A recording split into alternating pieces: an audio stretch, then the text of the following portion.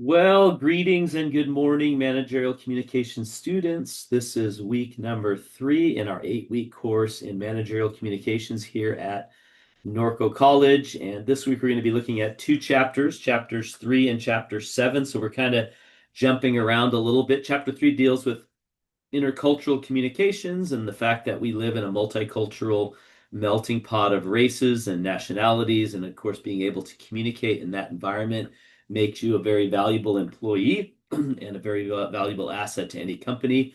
And then we start getting into in chapter 7 short workplace messages, digital media. So we talk here about texting and emailing and some principles and guidelines for how to do those kinds of things. So you're kind of touching a little bit on the business writing piece, which we'll be looking at more intently in chapters 4, 5, and 6 next week. But this week, that's what you'll be focusing on in your chapter reading as well as in your check-in assignment. But you still have those two big assignments that you're working on, which one is the discussion post number 1 on the do's and don'ts of business presentations. And then number 2, your personal individual presentation on your 4 significant life events. So those two assignments are going to be due this Sunday. This is your last week to work on them. In addition to all that, you also have your final or your first exam number 1, covering all the chapters that you've looked at thus far. So let me go ahead and stop sharing this screen here, and I'm going to share our screen in Canvas. And here we are on our home screen, and I'm going to scroll down. Again, we're ending Module 1 this Sunday. That's why all those things are due. We're going to select Module 1, and that should bring us now to the end, to Module 1, Week 3. That's right here.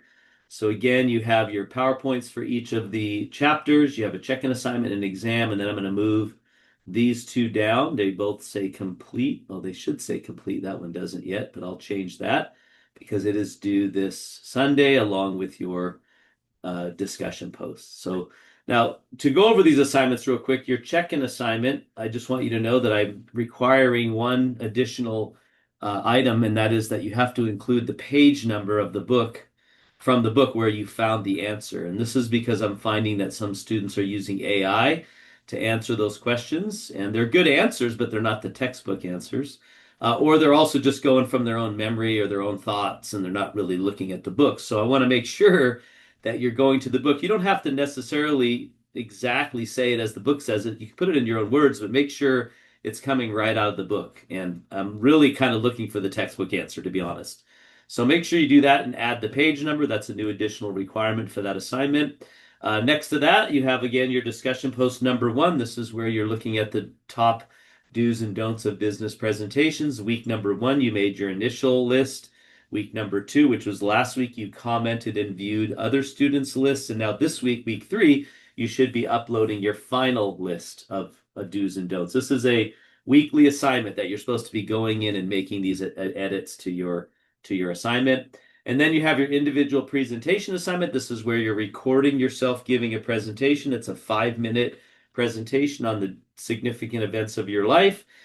Just keep in mind that this week number 1, you kind of started making your coming up with your 4 events. Week number 2, which was last week, you should have been building your PowerPoint and putting your slides together. This week, you're going to animate your slides. You're going to practice your presentation, and then you're going to record yourself on video giving the presentation. And you can do all of that in PowerPoint, which is why I recommend using PowerPoint.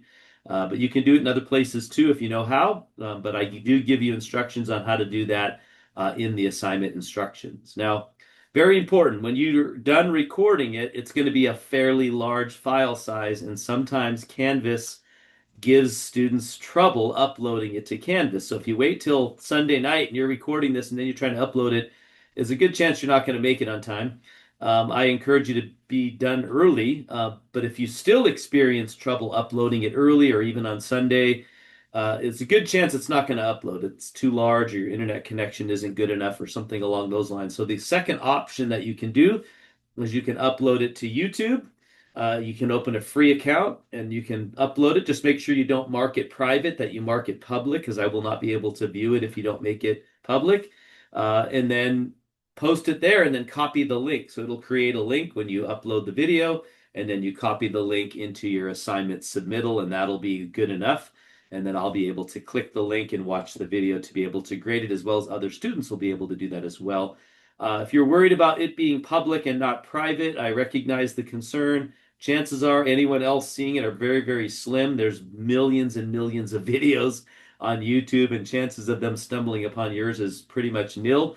Other students will be able to view it, but if you're concerned about that, you could also use the password feature to give access, but just make sure you send me and the rest of the class your password, or B, just leave it public until it's graded, and once your assignment's graded, you can make it private or take it down, and you don't have to worry about it for very long.